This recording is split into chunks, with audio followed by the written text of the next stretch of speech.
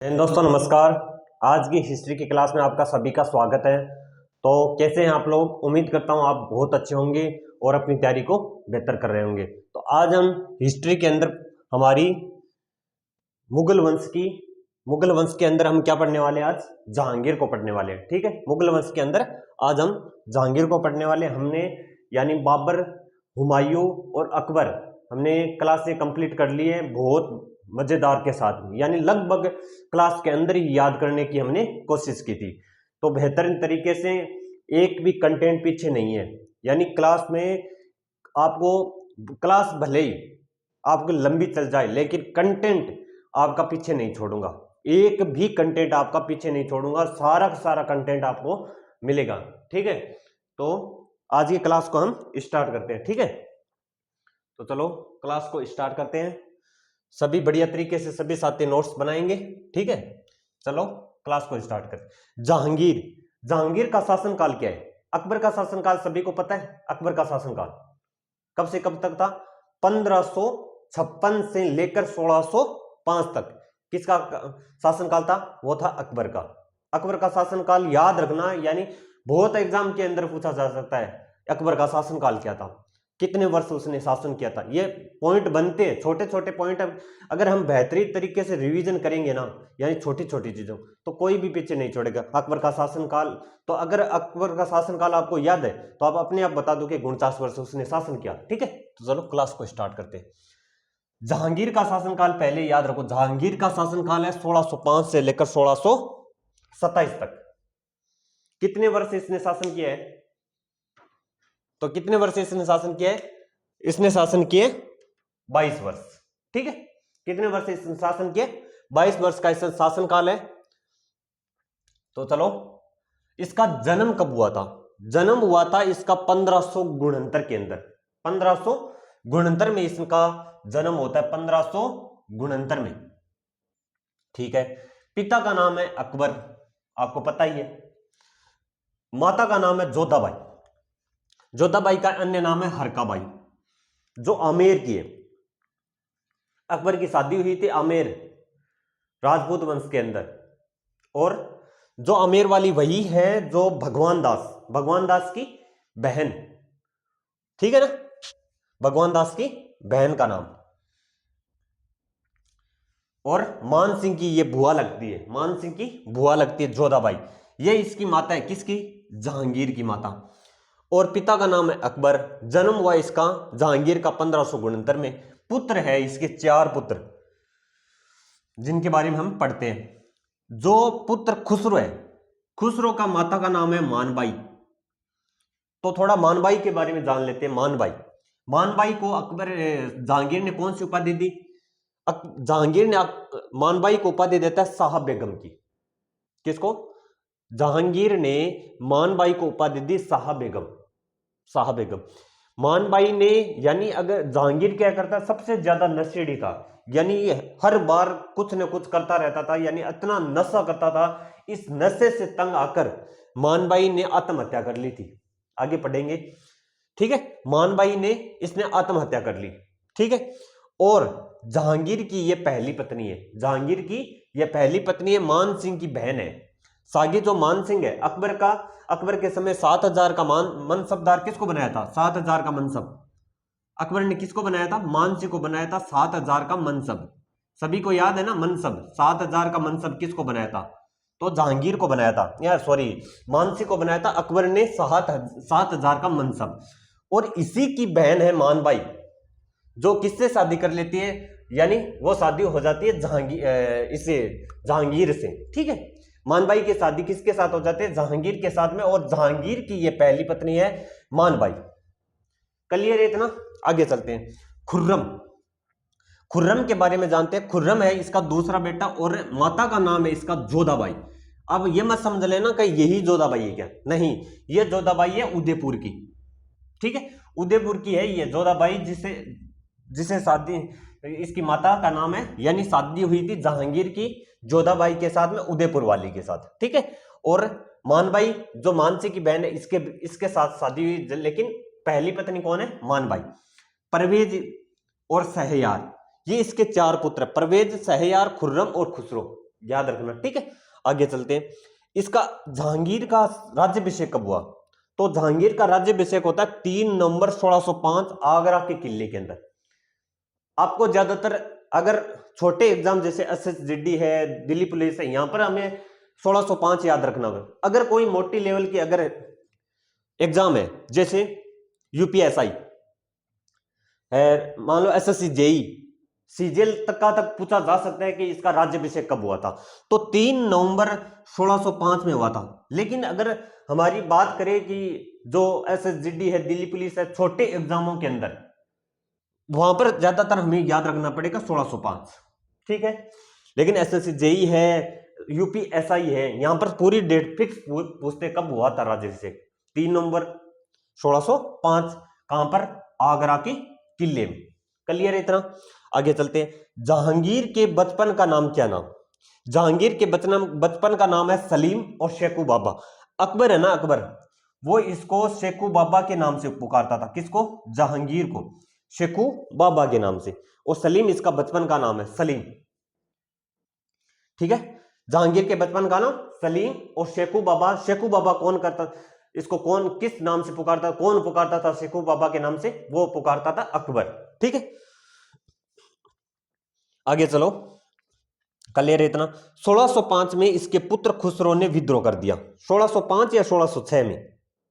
1606 में, ये गलत लिख दिया हमने, 1606 में।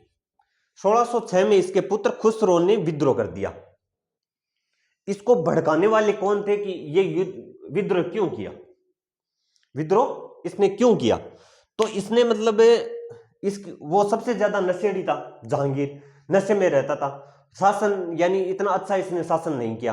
तो सभी क्या है, सभी इसके जो प्रधान है, ऊंचे ऊंचे पद के वाले सभी लोग हैं, सरदार है, ये सभी क्या है कि सोचने लगे कि अब ये शासन अच्छी तरीके से नहीं चला पाएगा, तो हमें इसके पुत्रों को ही यानी क्या है इसकी गद्दी पर बैठाना पड़ेगा। तो सभी क्या कर जाते हैं, यानी इनके अंदर सबसे ज्यादा क्या करता है कि इसको ही आगे क्यों लेकर आते हैं, खुसरो को। तो खुसरो को इसलिए लेकर आता है कि खुसरो किसका बेटा है? खुसरो बेटा है मानबाई का। किसका बेटा है? हमने पढ़ा था मानबाई का पुत्र कौन है? खुसरो। तो ठीक है, तो मान सिंह कौन लगा? मान सिंह लगा इसका मामा। किसका? खुसरो का। खुसरो का मामा कौन है? मान सिंह। मान सिंह ने भी अंदर जिज्ञासा जागी कि क्यों ना भांजे को राजा बना दिया जाए।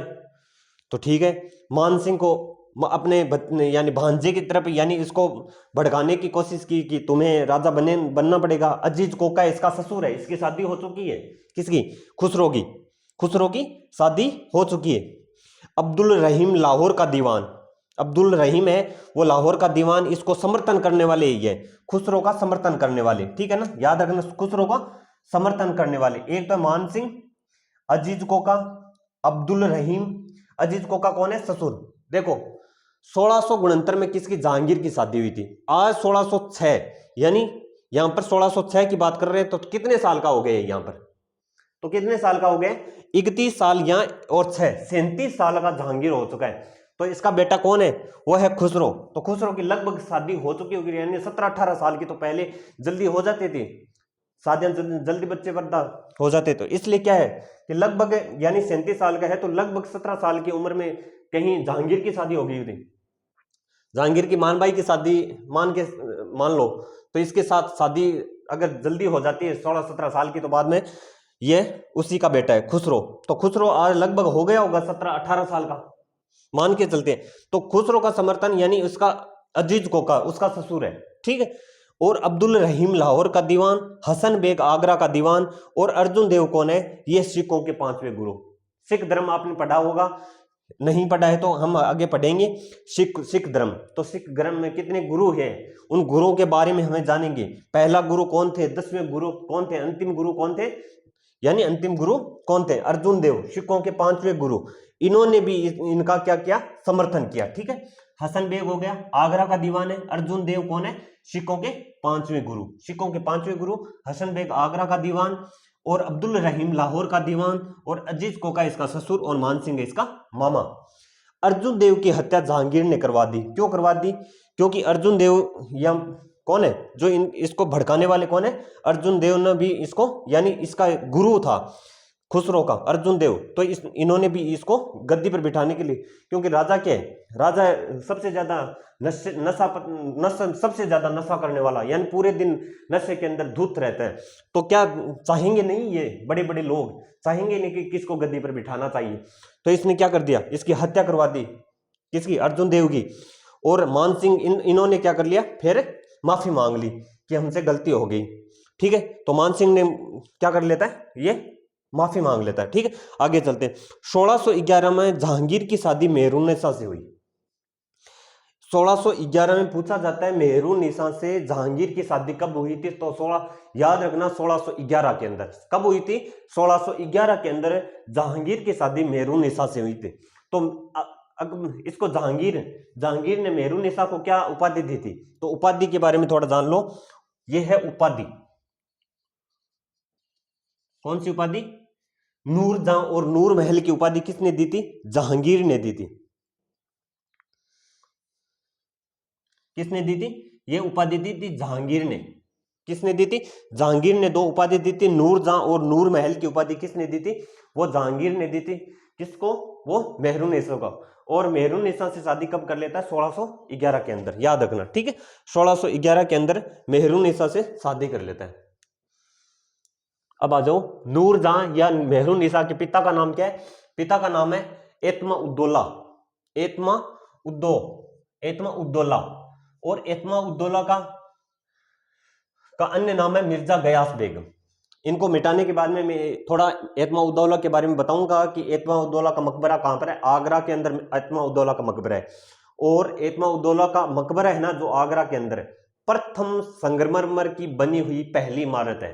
पूछा जा सकता है, आप कभी क्या कर लेते हो कि आपको आगरा का किला है, ये आपका यानी संगमरमर ताजमहल के बारे में आप उत्तर लगा के आ जाओ, लेकिन ताजमहल से पहले भी जो संगमरमर का उपयोग हुआ है वो हुआ है एतमा-उद-दौला के मकबरे में। तो पूछा जा सकता है कि वह पहली कौन सी इमारत है जिसमें संगमरमर का उपयोग हुआ है, तो वो है एतमा-उद-दौला का मकबरा। कहां पर है? आगरा के अंदर, ठीक है। याद रखना, इसके बारे में थोड़ा लिखवा दूंगा, ठीक है। नूरजहां का पिता का नाम है एतमा-उद-दौला, याद रखना। अभी मिर्जा गयास बेग, इसके अन्य नाम है मिर्जा गयास बेग, एतमा-उद-दौला, मिर्जा गयास बेग। भाई का नाम है आसफ खां, इसके भाई का नाम है। इसकी उपाधि है खान-ए-सामा, याद रखना। उपाधि का नाम क्या है इसके? आसफ खां। कौन है? इसका भाई है। नूरजहां का भाई का नाम क्या है? आसफ खां। इसकी उपाधि का नाम है खान-ए-सामा। माता का नाम है असमत बेगम। और इसके बारे में तो बहुत ज्यादा पूछा जा सकता है। असमत बेगम यानी गुलाब से इत्र की विधि किसका, यानी इसका जो प्रयोग, इसकी विधि है, यानी ये जो खोज हुई है, यानी आविष्कारी, मानो आविष्कारी है एक प्रकार का, यानी असमत बेगम ने गुलाब से इत्र की विधि शुरू की थी। तो पूछा जा सकता है गुलाब से इत्र की विधि किसने शुरू की है, कौन जाना जाता है? तो वो है असमत बेगम। यानी इत्र क्या होते हैं? जो परफ्यूम होता है ना, परफ्यूम छिड़कने वाला परफ्यूम, वही परफ्यूम किसके? गुलाब से परफ्यूम निकालने की विधि किसकी है? वो है असमत बेगम की। याद रखना। मेहरुन्निसा की पहले शादी किसके साथ हो रखी थी? अली कुली बेग, इसी का नाम है, दूसरा नाम है शेर अफगान। मेहरुन्निसा की पहले शादी किसके साथ हो रखी थी? वो अली कुली बेग के साथ। और उसके शेर अफगान, इसका दूसरा नाम है शेर अफगान से हुई, ठीक है। और यह किसकी विधवा है? ये इसी की विधवा है, यानी इसकी मृत्यु हो जाती है अली कुली बेग की, यानी शेर अफगान के साथ, यानी मृत्यु हो जाती है। तो ये किसकी विधवा है? अली कुली बेग की, ये विधवा है। ये एक विधवा है किसकी? शेर अफगान की, ठीक है। और मेहरुन्निसा की जो बेटी है लाडली बेगम, वो मेहरुन्निसा क्या कर देते हैं? अपनी लाडली बेगम की शादी किसके साथ कर देता है? शहरयार के साथ। किसके साथ?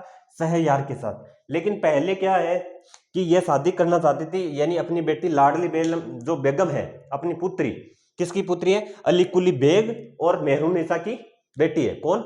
लाडली बेगम। तो इसने यहां पर क्या चालू करती है, क्या बनाना यानी चाहती है? ये बनाना चाहती है लाडली बेगम को खुर्रम, जो हम पढ़ने चाहते हैं खुर्रम, सब चाहते थे कि खुर्रम गद्दी पर बैठे, लेकिन यानी इसकी हत्या कर देते हैं, इसकी हत्या हो जाती है। उसकी हत्या के बाद में की बात है, किसकी? खुसरो की हत्या हो जाती है यहाँ पर। तो खुसरो की जब हत्या हो जाती है उसके बाद में बचता है खुर्रम, और सभी चाहते हैं कि हम खुर्रम को गद्दी पर बिठाएंगे, सब लोग, यानी जहांगीर भी चाहता है। तो ये अपनी जो बेटी है लाडली बेगम, इसकी शादी करना चाहते हैं खुर्रम के साथ। ये तो चाहते हैं कि खुर्रम के साथ अगर शादी हो जाए तो यानी मेरा पद, मैं सब कुछ संभाल सकती हूँ, यानी मेरा पद ऊंचा हो जाएगा, ठीक है। और इस राज परिवार में किसकी चलेगी फिर, वही इसी की, यानी मेहरुनिसा की। तो लाडली बेगम की शादी वो पहले तो करना चाहती है किसके साथ, खुर्रम के साथ, लेकिन खुर्रम क्या कर देता है, इस शादी से इनकार कर देता है। तो फिर बचता है यानी किसके साथ शादी करें, ठीक है। इसको पद तो संभालना है, तो बाद में शादी के लिए तैयार हो जाता है सहयार। ये किसका बेटा है, तो सहयार है, ये किसका बेटा है, बेटा तो मतलब ये माना जाता है कि जो क्या माना मतलब है, अनेक पत्नियां होती थी जहांगीर के समय, यानी अलग अलग जो शादियां, तो लगभग कितनी स्त्रियों के साथ है शादी। तो ये माना जाता है जो रखेल है, कोई रखेल होती थी यानी महल के अंदर, तो रखेल से पैदा हुआ था शहरयार, तो इतना पद नहीं मिल सका। तो ये बेटा है जहांगीर का, और इसी के साथ में बाद में अपनी बेटी लाडली बेगम की शादी कर देता है शहरयार के साथ, ठीक है। और ये विधवा है किसकी, अली कुली बेगम की। कौन, मेहरुनिसा, याद रखना, मेहरुनिसा किसकी, अली कुली बेगम की विधवा है। और मेहरुनिसा ने खुर्रम की शादी अर्जुन बंद बानो बेगम यानी असफ खां की बेटी से कर दी। अब जो खुर्रम है वो किसके लिए तैयार हो गया, वो अर्जुबंद बानो बेगम, ठीक है। जो वो कौन गए, आसफ खां की बेटी है। आसफ खां कौन है, नूरजहां यानी मेहरुनिसा का भाई है, और उससे कर देता है।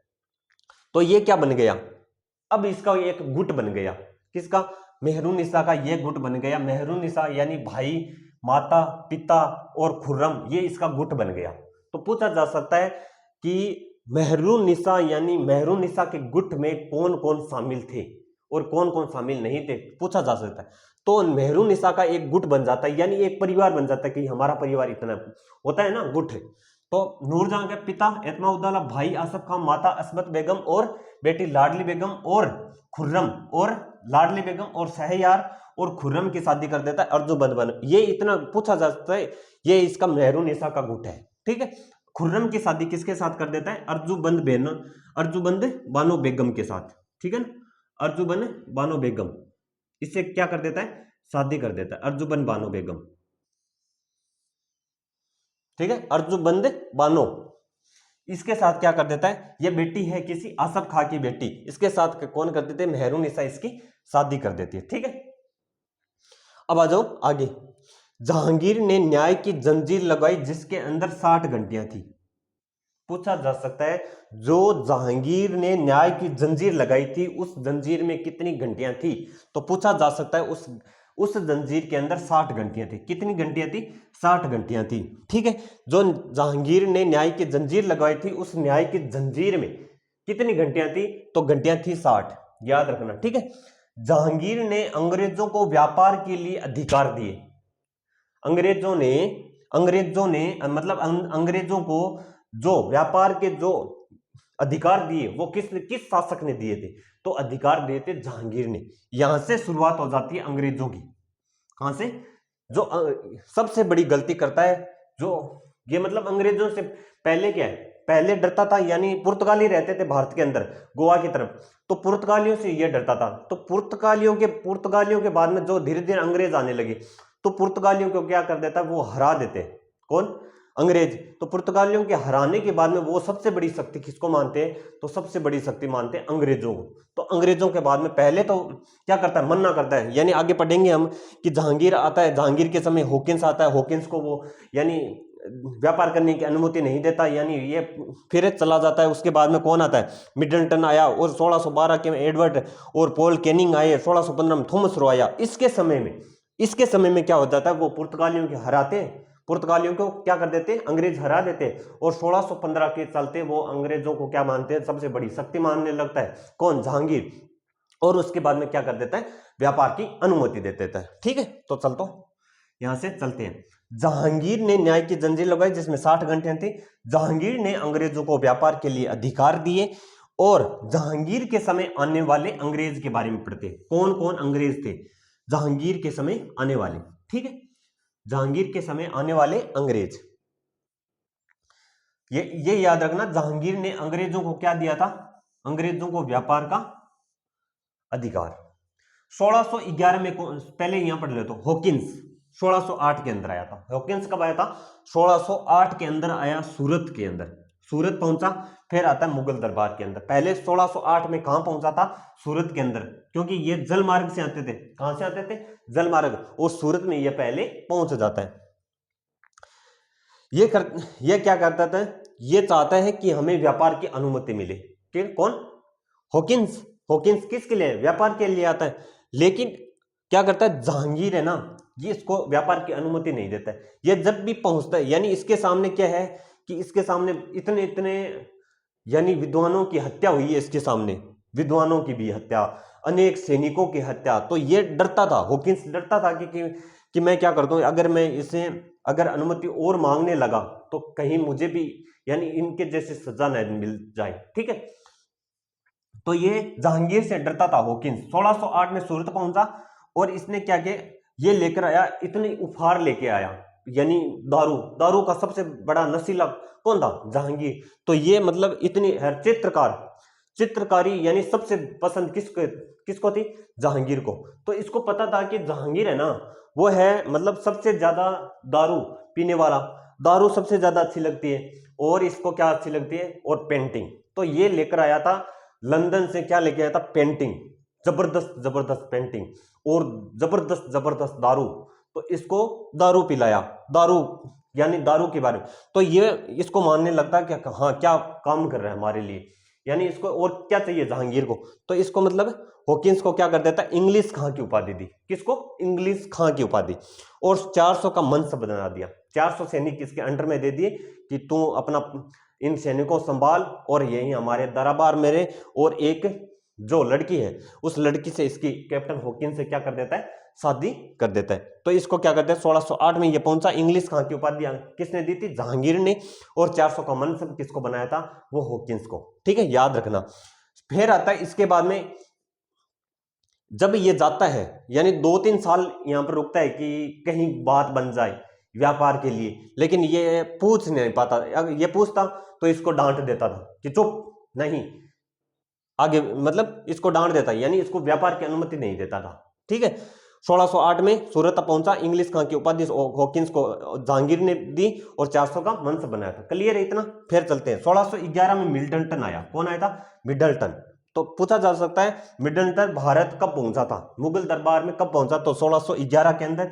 1612 के अंदर एडवर्ड और पॉल कैनिंग आए। कौन कौन आए थे? एडवर्ड और पॉल कैनिंग आए थे। कब आए थे? 1612 के अंदर। 1611 के अंदर कौन आया था? वो आया था मिडलटन। कौन आया 1611 के अंदर?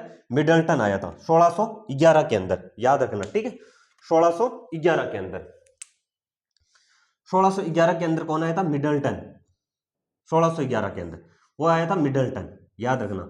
और 1612 के अंदर एडवर्ड और पॉल कैनिंग। ठीक है, पॉल कैनिंग आए थे। 1615 के अंदर most important Thomas Roe. Thomas Roe Bharat कब पहुंचा था? तो थॉमस रो आया था व्यापार के लिए 1615 के अंदर, और इसको अधिकार मिल गया था। अंग्रेजों ने क्या अंग्रेजों मतलब थॉमस रो को क्या देता है? वो जहांगीर क्या दे देता है? इसको व्यापार की अनुमति दे देता है, क्योंकि थॉमस रो 1615 के आसपास क्या हो जाते हैं? पुर्तगालियों को वो हरा देते, पुर्तगालियों को क्या कर देते? हरा देते। तो इसको जहांगीर क्या समझने लग जाता है? अब अंग्रेजों को सबसे बड़ी शक्ति समझता है।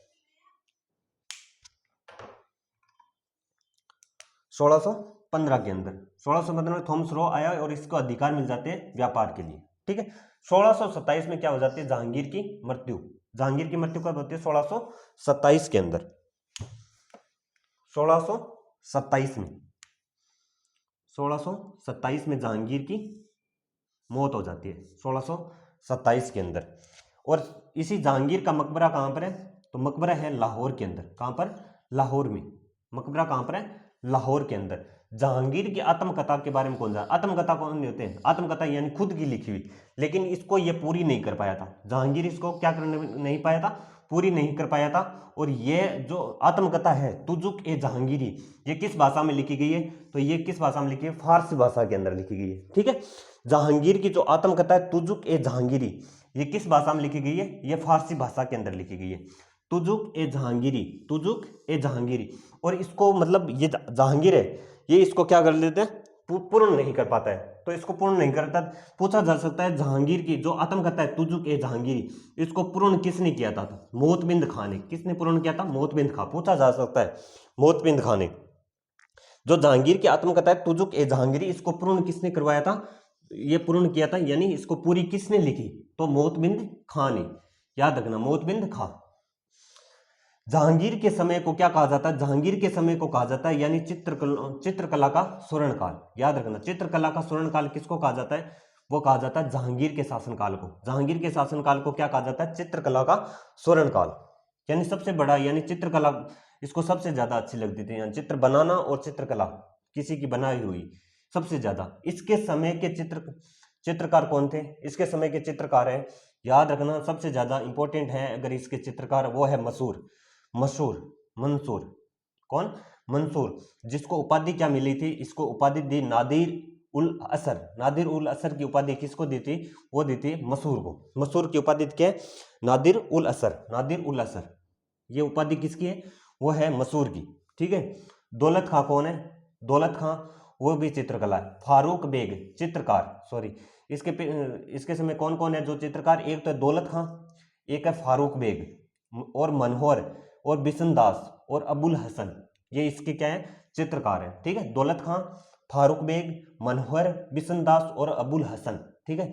इंपॉर्टेंट अगर पूछा जाए तो मसूर के बारे में याद रखना, मनोहर, बिशनदास और अबुल हसन, ये सबसे ज्यादा इंपॉर्टेंट है। मसूर और बिशनदास और मनोहर और अबुल हसन सबसे ज्यादा अगर पूछे जा सकते हैं तो सबसे ज्यादा इंपॉर्टेंट इनका बारे में रहेगा। ठीक है।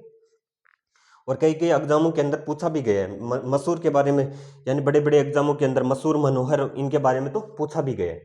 ठीक है। अब हम इनके बारे में एक बार क्या कर लेते हैं, रिवीजन करते हैं बढ़िया तरीके से। तो यहीं पर आओ, जहांगीर का शासनकाल 1605 से लेकर 1627। जन्म 1569 के अंदर। कब हुआ था जन्म? 1569 के अंदर। ठीक है। जन्म कब होता? जन्म होता है इसका 1569 में। 1569। पिता का नाम है अकबर, माता जोधाबाई, इसका अन्य नाम क्या है? हरकाबाई। वो कौन है? आमेर की, आमेर वाली। ठीक है। पुत्र खुसरो, माता का नाम मानबाई। मानबाई के बारे में हमने पढ़ लिया। उपाधि है शाह बेगम, और इसने आत्महत्या कर ली थी।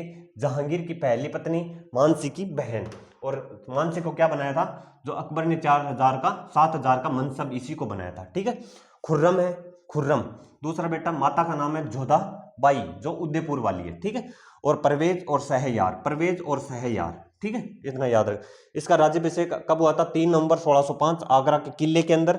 जहांगीर के बचपन का नाम है सलीम, और शेखू बाबा, जो अकबर किस नाम से पुकारता था जहांगीर को? शेखू बाबा के नाम से। 1606 में इसके पुत्र खुसरो ने विद्रोह कर दिया। खुसरो का समर्थन देने वाले मैंने आपको बता दिया, मान सिंह, अजीज कोका, अब्दुल रहीम, हसन बेग, अर्जुन देव, और सिखों के 5वें गुरु। जी, अर्जुन देव की हत्या किसने करवा दी थी? जहांगीर ने करवा दी। ठीक है। अर्जुन देव की हत्या किसने करवाई थी? जहांगीर ने करवा दी। 1611 के अंदर जहांगीर की शादी मेहरुन्निसा से हुई थी। कब हुई थी? 1611 के अंदर। इसकी उपाधि क्या है? नूरजहां और नूरमहल। किसकी उपाधि है? वो है मेहरुन्निसा की। मेहरुन्निसा की उपाधि के नाम किसने दी थी? ये उपाधियां किसने दी थी? वो जहांगीर ने दी थी। नूरजहां और नूरमहल। ठीक है। नूरजहां का पिता का नाम है एतमा उद्दौला मिर्जा गयास बेगम, इसी का अन्य नाम है। कौन? नूरजहां का पिता का नाम क्या है? एतमा उद्दौला, इसी का अन्य नाम क्या है? मिर्जा गयास बेग। भाई का नाम असफ खां, याद है? उपाधि खान ए सामा। और माता का नाम क्या है? असमत बेगम। गुलाब से इत्र की विधि किसको जाना जाता है? गुलाब की इत्र की विधि के लिए वो असमत बेगम को। मेहरुन्निसा की पहले शादी अली कुली बेग यानी शेर अफगान के साथ हुई थी, और इसकी क्या हो जाती है? हत्या हो जाती है। उसके बाद में क्या हो जाती है? ये एक विधवा हो जाती है। ठीक है। और इसकी बेटी जो लाडली बेगम है, किसकी बेटी है? अली कुली बेग, और मेहरुन्निसा की बेटी है। इसकी शादी शहरयार से कर देती है, और खुर्रम की शादी क्या कर देता है? अर्जुबंद बानो बेगम है, जो किसकी ये बेटी है? ये असमत बेगम की बेटी, आसफ खां की, सॉरी, आसफ खां की बेटी कौन है? वो है अर्जुबंद बानो बेग। ये किसकी बेटी है? ये है आसफ खां, यानी मेहरुन्निसा का भाई है। आसफ खां की बेटी कौन है? अर्जुबंद बानो बेग। ठीक है। जहांगीर ने न्याय की जंजीर लगवाई जिसमें 60 घंटियां हैं, ठीक है, याद रखना, किसमें 60 घंटियां, न्याय की जंजीर जो लगवाई। जहांगीर ने अंग्रेजों को व्यापार के लिए अधिकार दे देता है, ठीक है, अंग्रेजों को व्यापार की जो अनुमति कौन दे देता है, जहांगीर। 1611 के अंदर मिडल्टन भारत आया, 1611 के अंदर कौन आया था, मिडल्टन भारत आया। और 1612 के अंदर एडवर्ड और कौन आता है, कैनिंग, एडवर्ड और कैनिंग, पॉल कैनिंग, ये भारत आई 1612 के अंदर। और 1611 के अंदर कौन आता है, वो आता है मिडल्टन, ठीक है। 1615 में थॉमस रो भारत आया, हमने यह छोड़ दिए, ठीक है। हॉकिंस 1608 के अंदर सूरत पहुंचा और इंग्लिश खां की उपाधि दी और 400 का मनसब बनाया। ये कब आया था, थॉमस रो, सॉरी, हॉकिंस 1608 के अंदर। थॉमस रो कब आता है, वो आता है 1615 के अंदर। 1615 में थॉमस रो भारत आए, इसने अधिकार प्राप्त किए। 1627 में जहांगीर की हो जाती है मृत्यु, और जहांगीर का मकबरा कहां पर है, वो है लाहौर के अंदर, ठीक है, वर्तमान में पाकिस्तान के अंदर। जहांगीर की जो आत्मकथा है तुजुक ए जहांगीरी, इसको खुद की आत्मकथा है, इसी को अन्य नाम है जहांगीरनामा, लिख लेना, अन्य नाम क्या है, इसी को जहांगीरनामा या तुजुक ए जहांगीरी कहते हैं। और इसको पूर्ण किसने करवाया था, मोतबिंद खान ने इसको पूर्ण करवाया था, क्योंकि ये पूर्ण नहीं कर पाया था, इसकी मौत हो जाती है, उसके बाद में इसको पूर्ण किसने किया, वो मोतबिंद खान ने इसको पूर्ण किया, ठीक है। और जहांगीर की जो आत्मकथा तुजुक ए जहांगीरी हमने पढ़ लिया। जहांगीर के समय जो चित्रकला, जहांगीर के समय को क्या कहा जाता है, चित्रकला का स्वर्ण काल कहा जाता है, क्योंकि सबसे ज्यादा चित्रकलाओं का स्वर्ण काल इसलिए कहा जाता है कि इसको चित्र का यानी चित्रकला का सबसे यानी प्रिय थी, चित्र बनाना और चित्रकला यानी देखना, चित्रों का सबसे ज्यादा प्रिय किसको था, ये जहांगीर को, इसलिए क्या कहा जाता है, जहांगीर के शासनकाल को चित्रकला का स्वर्ण काल कहा जाता है। और जहांगीर के समय आने वाले चित्रकार है, उनमें कौन है, एक तो मसूर, एक है दौलत खां, ठीक है, एक मसूर, दौलत खां। दौलत खान जो मशहूर है, इसकी उपाधि है नादिर उल असर। नादिर उल असर किसकी उपाधि है, किस चित्रकार की उपाधि है, वो है मशहूर की। दौलत खां, फारूक बेग, ये इसके समय चित्रकार था, फारूक बेग, दौलत खां, मनोहर, बिशनदास और अबुल हसन, ये इसके चित्रकार है, ठीक है, चित्रकार है। तो कहीं पर लिख लो कि मैंने बताया था कि दौलत खां जो है उसका मकबरा कहां पर है, ठीक है। थोड़ा मैं यहां पर ये मिटा देता हूं, आपने सभी नोट कर लिया होगा सभी ने, है ना, मैंने रिवीजन करवा दिया और आपने सभी ने नोट कर लिया होगा। तो थोड़ा हमने यहां पर मिटा के और दौलत खां के बारे में थोड़ा हम जान लेते हैं, ठीक है। दौलत खां का मकबरा कहां पर है, तो कहां पर है ये दौलत खां का मकबरा, वो है आगरा के अंदर, ठीक है। दौलत खां का मकबरा कहां पर है, मकबरा है इसका आगरा के अंदर। लिखो दौलत खां का मकबरा, तो मकबरा कहां पर है, वो है लाहौर के अंदर, लिख लेना, लाहौर के अंदर। मकबरा कहां पर है, लाहौर के अंदर। और संगमरमर की बनी हुई पहली इमारत, लिख लेना, सफेद जो संगमरमर है उसकी बनी हुई पहली इमारत, ठीक है। जो अकबर का ये मकबरा है ना इत्मा-उद-दौला का, ये है पहली संगमरमर की बनी हुई पहली इमारत, ठीक है। लिखो सफेद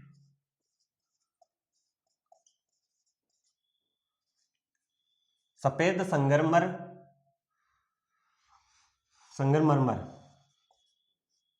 की बनी हुई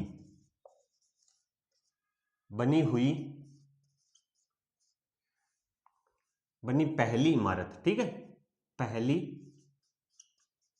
इमारत लिख लेना, मोस्ट इंपॉर्टेंट है, क्योंकि ज्यादा यहां पर गलती कर देते हैं कि कौन सी इमारत थी जो संगमरमर की पहली बनी हुई इमारत थी। संगमरमर की बनी हुई पहली इमारत, संगमरमर, संगमरमर, ठीक है, संगमरमर, थोड़ा गलती से लिख दिया, संगमरमर, संगमरमर की बनी हुई पहली इमारत कौन सी है, वो है इत्मा-उद-दौला का मकबरा। पूछा जा सकता है वो कौन सी इमारत है जो सफेद संगमरमर की बनी हुई पहली इमारत कौन सी है, तो वो है इत्मा-उद-दौला का मकबरा, याद रखना, ठीक है। तो ये थी हमारी आज की क्लास जहांगीर। हमने बहुत अच्छी तरीके से, हमने कोई भी पीछे कंटेंट न छोड़ते पूरी क्लास हमने कंप्लीट कर ली है। तो प्लीज आप बताएंगे कि आपको क्लास कैसी लगी, और अगर क्लास अच्छी लगे तो प्लीज चैनल को सब्सक्राइब करना, शेयर करना और सब्सक्राइब जरूर करना, और कमेंट के अंदर जरूर बताना कि आपको क्लास कैसी लगी। उम्मीद करता हूँ आपको क्लास बहुत बेहतर लगी होगी और इसी तरह निरंतर अपनी तैयारी को बेहतर करते रहेंगे और बढ़िया तरीके से नोट्स बनाना और क्लास को ज़्यादा से ज़्यादा यानी रिवीजन करना। इसी क्लास को यानी नोट्स को सबसे ज़्यादा अगर आप रिवीजन करोगे, क्योंकि हर क्लास के अंदर मैं यही बोलता हूँ रिवीजन के बारे में, क्योंकि खुद ने मुझे यानी अगर मैंने तैयारी की है, जो तैयारी की है, जो मैंने ये सीखा है वो सबसे ज़्यादा सीखा है तो मैंने सीखा है यानी रिवीजन से सब कुछ आसान हो जाता है। ठीक है, तो उम्मीद करता हूँ आपको सभी साथियों को क्लास बहुत अच्छी लगी होगी। तो मिलते हैं फिर नेक्स्ट क्लास में, तब तक के लिए जय हिंद, जय भारत, थैंक यू।